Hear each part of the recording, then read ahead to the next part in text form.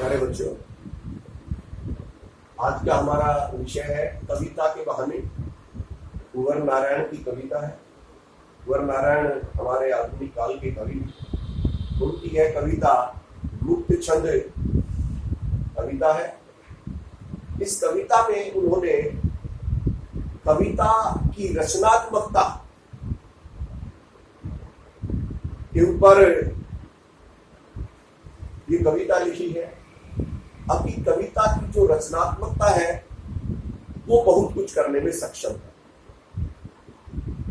उन्होंने यहाँ कविता के माध्यम से ये बताया है, ये संदेश दिया है कि कविता की जो उड़ान है वो असीमित है। उसे कविता को किसी बहाने की जरूरत नहीं है। उसकी जो उड़ान है वो असीमित है। कविता फूल से भी ज्यादा खिल सकने में सक्षम है और कविता को किसी बहाने की जरूरत नहीं है। कविता बच्चों के खेल से भी कहीं ना कहीं ऊपर है। तो यहाँ पर कवि का जो संदेश है वो कविता के असीमित क्षेत्र से है। आज जो एक भागदौड़ भरी जिंदगी है उसमें कहीं ना कहीं ये बात लोगों के ध्यान में आ चुकी है, घर कर चुकी है कि कविता कहीं ना कहीं खत्म तो नहीं हो रही है, कविता एक दिन लुप्त तो नहीं हो जाएगी। लेकिन कवि का मानना है कि ऐसा नहीं है, क्योंकि कविता की जो उड़ान है वो असीमित है। आज भी हम कविता का एक लंबा इतिहास है और कविता वहां से चल करके यहाँ तक आई है। तो कवि यह लोगों को एक संदेश दे रहे हैं कि आप निश्चित रहिए, कविता की जो उड़ान है वो असीमित है, दायरे से बाहर है और कविता कहीं नहीं जाने वाली। आइए हम पहले कविता का सविस्तर वाचन करते हैं। कविता एक उड़ान है चिड़िया के बहाने, कविता की उड़ान भला चिड़िया क्या जाने। बाहर भीतर इस घर उस घर, कविता के पंख लगा उड़ने के माने, चिड़िया क्या जाने। कविता एक खिलना है फूलों के बहाने, कविता एक खिलना है फूलों के बहाने, कविता का खिलना भला फूल क्या जाने। बाहर भीतर इस घर उस घर, बिना मुरझाए महकने के माने, फूल क्या जाने। तीसरे पद में कुंवर नारायण क्या लिखते हैं? कविता एक खेल है बच्चों के बहाने, कविता एक खेल है बच्चों के बहाने, बाहर भीतर यह घर वह घर, सब घर एक कर देने के माने, बच्चा ही जाने। देखिए पहले पद की हम व्याख्या करते हैं। कविता एक उड़ान है चिड़िया के बहाने। कविता की उड़ान के बारे में यहाँ पर कवि कुंवर नारायण ने बताया है कि कविता एक उड़ान है और उसे उस उड़ान को किसी बहाने की जरूरत नहीं है, क्योंकि उसकी उड़ान जो है वो असीमित है।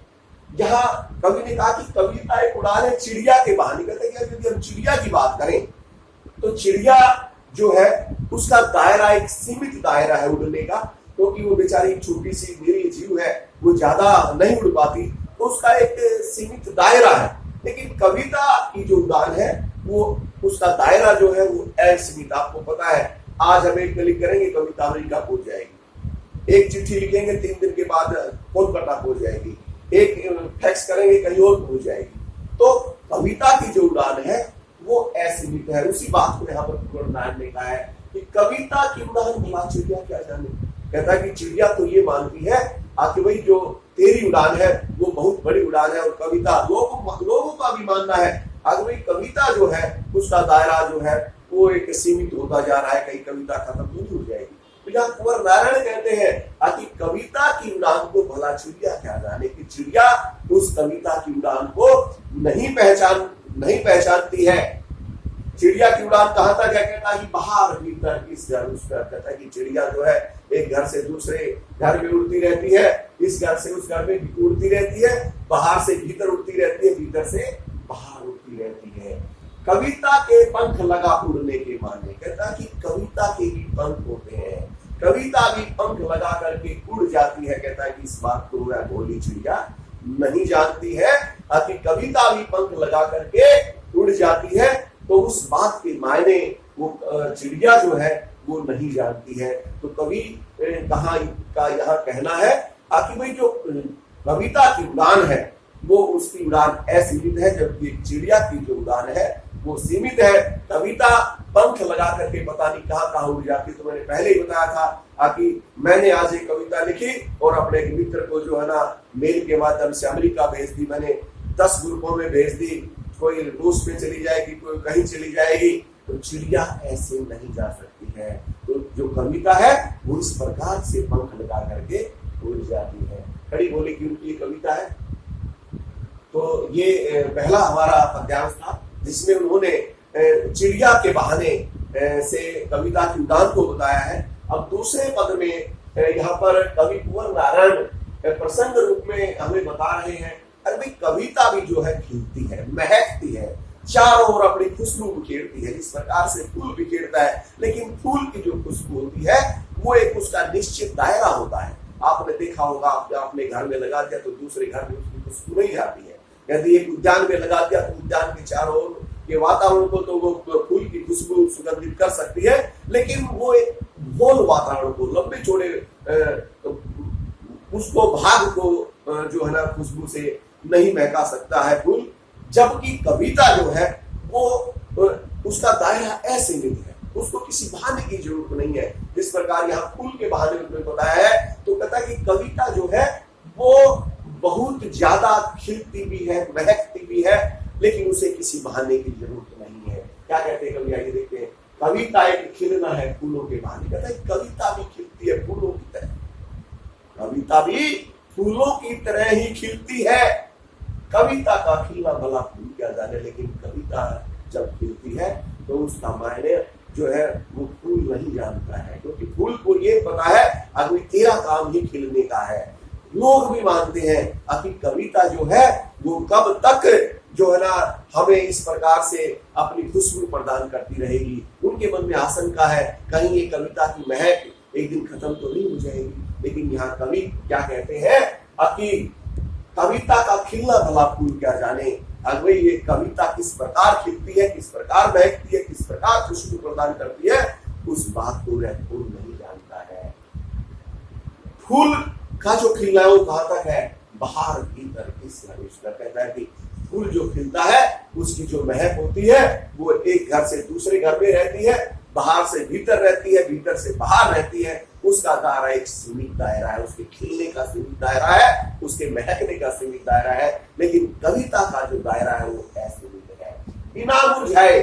यहाँ एक बात और विशेष तौर पे है, कुछ फूल ऐसे होते हैं वो सुबह सूर्य की किरणों के साथ खिलते हैं और सूर्यास्त के समय मुरझा जाते हैं। कुछ फूल 2 दिन चलते हैं, कुछ फूल 5 दिन चलते हैं, कुछ फूल 10 दिन चलते हैं। तो उनका एक सीमित दायरा है, लेकिन बिना मुरझाए महकने के माने। लेकिन कविता एक ऐसा फूल है जो बिना मुरझाए, वो कभी मुरझाता नहीं है। किसी ने एक बार कविता लिख दी, किसी ने एक कोई पंक्तियां लिख दी, गाने की पंक्तियां, आज भी हम उन्हें गुनगुनाते रहते। कबीर के तो आज से 600 साल पहले कबीर ने दोहे लिखे, 600 साल पहले संत रविदास ने दोहे लिखे, 600 साल पहले रहीम ने लिखे।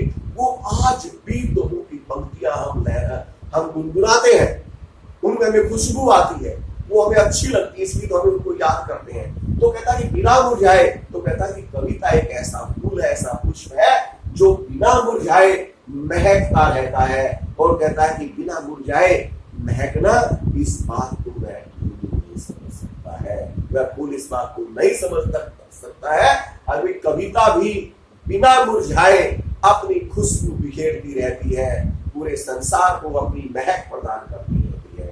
तो ये फूलों के बहाने उन्होंने कविता की खुशबू का वर्णन यहाँ पर किया है।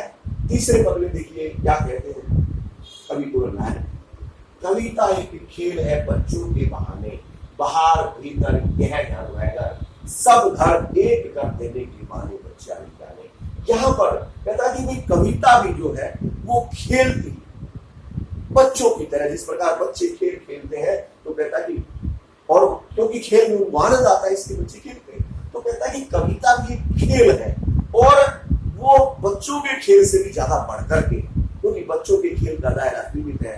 पुराने श्लोकी और नारायण ने जब ये कविता लिखी थी तो मैं मानता हूँ गांव में एक 4-5 घर होते थे, उसमें सबका एक पूरा परिवार होता था, उसमें वो रहते थे, बड़ा आंगन होता था, उसमें सब में खेलते रहते, कोई किसी के घर में छुप करके छुप जाता था, कोई दूसरे घर में छुप जाता था। तो इस प्रकार एक घर से दूसरे घर में बच्चे खेलते रहते थे। लेकिन आज वो वातावरण शायद नहीं है, कुछ घरों में हो सकता है हो।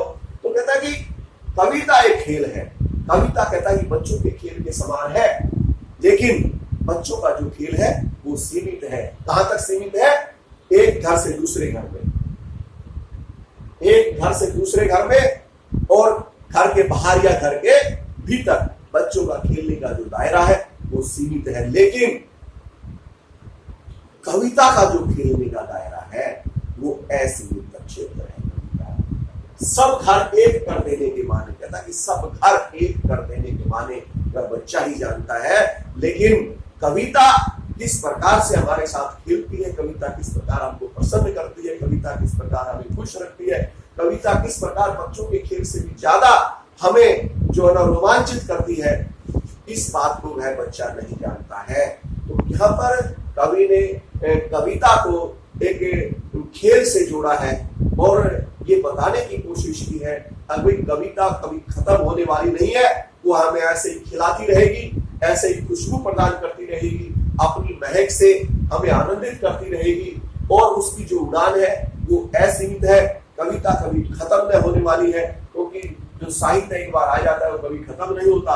आपने वैसे भी इस बात का आभास होगा, आपकी विद्या जो है वो एक ऐसा यंत्र है आपकी जो कभी भी खाली न होने वाला है।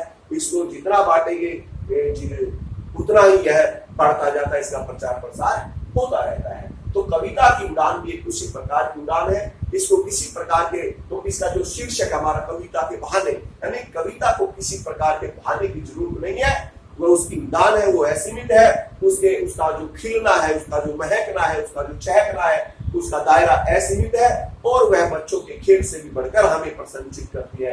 तो ये आपकी कविता है, कविता के बहाने वरना है।